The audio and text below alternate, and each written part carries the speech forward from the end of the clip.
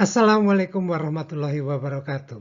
Selamat datang di mata kuliah Statistika Ekonomi dan Bisnis. Izinkan saya Pribadi Setianto menjelaskan tentang perkuliahan ini.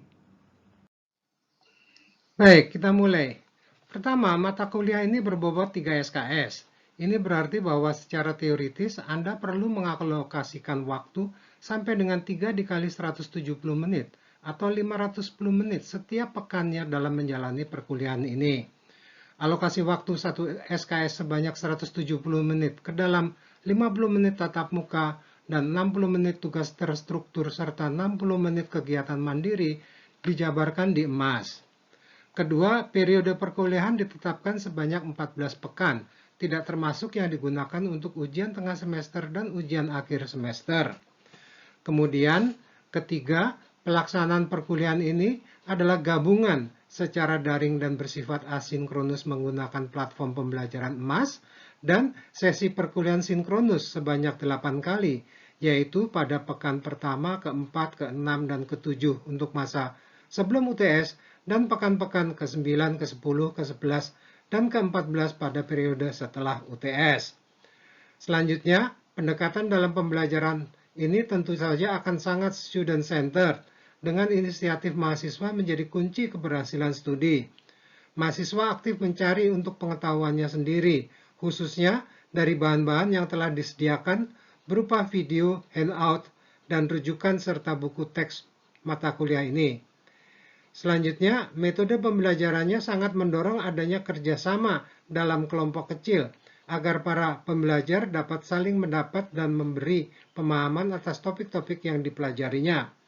Sifat kerjasamanya pada umumnya membutuhkan real time, sehingga kurang tepat bila menggunakan emas. Selanjutnya, kami akan menjelaskan buku rancangan pembelajaran. Ya, buku rancangan pembelajaran atau BRP. Pertama adalah bahwa BRP merupakan garis besar materi dan proses perkuliahan yang disediakan pada posisi sangat awal di emas. Silakan Anda baca dengan cermat hingga tuntas kandungan BRP mata kuliah ini sebelum meneruskan menyimak presentasi ini. Ya, sempatkan membacanya terlebih dahulu untuk memudahkan pemahaman presentasi ini. Buatlah catatan singkat isi kandungannya untuk dikonfirmasi ketika menyimak presentasi ini. Dapat dikatakan bahwa BRP merupakan peta jalan dari perkuliahan ini, mulai dari deskripsi, capaian pembelajaran mata kuliah atau CPMK, beserta subcapaiannya, dengan materi per sesi perkuliahan, bahan bacaan rujukan utama, indikator pencapaian sub-CPMK, dan evaluasi pembelajaran. Indikator pencapaian sub-CPMK menjadi pedoman dosen dan mahasiswa dalam menilai hasil yang sudah dicapai untuk setiap sub-CPMK. Sebagian kandungan BRP per pekan akan disajikan di emas pada setiap pekan untuk memudahkan Anda memahami apa saja cakupan topik dan subtopik serta indikator pencapaiannya pada setiap mengawali proses per pekan. Mari kita lanjutkan. Penjelasan berikutnya adalah tentang tugas dan penilaian. Ada 6 bentuk penugasan. Yang pertama adalah pekerjaan rumah sebanyak 10 kali untuk sepanjang semester yang dikerjakan secara berkelompok pada hampir setiap pekan, dengan bobot bagi penilaian akhir adalah sebesar 10%. Kemudian ada penugasan berupa proyek kelompok, yaitu membuat esai tentang angka indeks. Penugasan ini adalah untuk 1 kali, yang sesuai namanya akan dilakukan secara berkelompok dengan bobot sebesar 5%.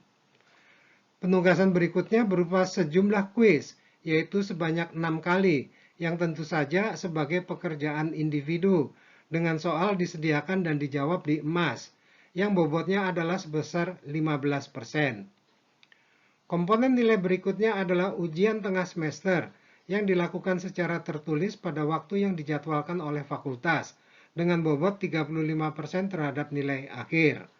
Komponen nilai akhir lainnya adalah ujian akhir semester, yang juga tertulis dan dengan jadwal ditetapkan oleh fakultas, juga dengan bobot bagi nilai akhir sebesar 35%. Dan akhirnya ada tugas terakhir, yaitu membuat kesimpulan pembelajaran setiap pekan. Mahasiswa merefleksikan pemahaman tentang topik yang dipelajarinya di pekan tersebut. Nah, sebagai wujud dari pemahaman, tentu saja berdasarkan pengetahuan terdahulu, bacaan yang dianjurkan, handout dan video pembelajaran yang disediakan, serta diskusi dalam kelompok. Mahasiswa boleh mempersiapkan penugasan ini secara berkelompok, namun harus menuliskannya sendiri.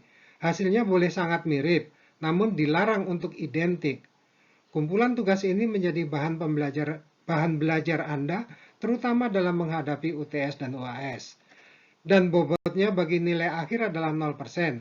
Namun agar menjadi perhatian bahwa pengerjaan tugas ini menjadi prasyarat untuk dapat mengerjakan aktivitas pembelajaran berikutnya. Baik, mari kita masuki halaman yang terakhir. Proses perkuliahan. Proses pembelajaran yang akan Anda ikuti sepenuhnya berupa modul-modul per pekan yang merupakan langkah-langkah perinci untuk diikuti. Tuntunan aktivitas yang akan dilakukan bersifat sangat berurutan. Anda tidak dapat mengerjakan yang kemudian apabila belum menuntaskan aktivitas sebelumnya. Setiap pekan, aktivitas akan dimulai dengan pemicu berupa tayangan video atau naskah yang diikuti oleh sejumlah pertanyaan berdasarkan video atau naskahnya. Jawaban Anda tidak dinilai, melainkan untuk Anda simpan sebagai pemahaman awal dan menggugah antusiasme Anda untuk mempelajari topiknya. Baik, demikianlah perkenalan kita tentang mata kuliah dan pembelajaran statistika ekonomi dan bisnis. Sampai berjumpa di video pembelajaran pertama, yaitu pendahuluan statistika ekonomi dan bisnis.